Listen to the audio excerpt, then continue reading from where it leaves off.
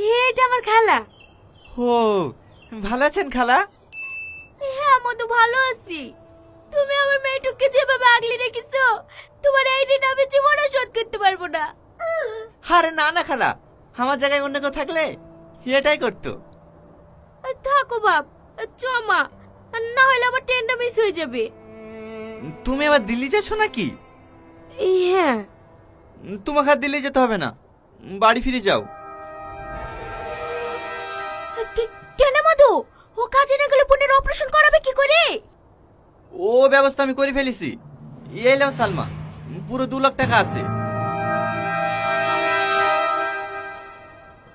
টাকা আমি নেবো কিভাবে?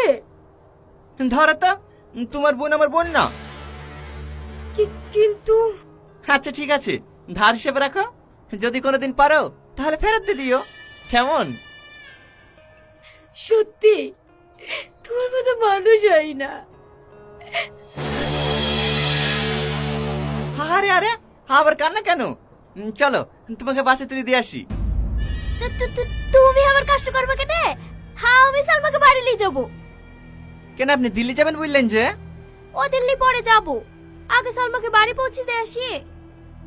না হলে ওর মা বলবেন না মেয়েটাকে সঙ্গে করে নিয়ে গেল, একা একা বাড়ি পাঠিয়ে দিছে। চমা।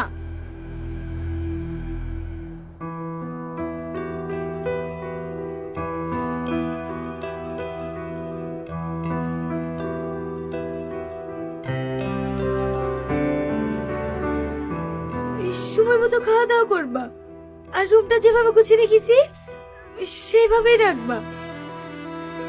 ঠিক আছে।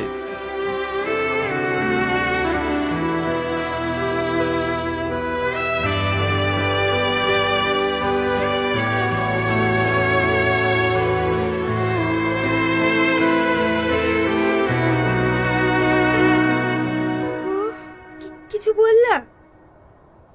কই না তো।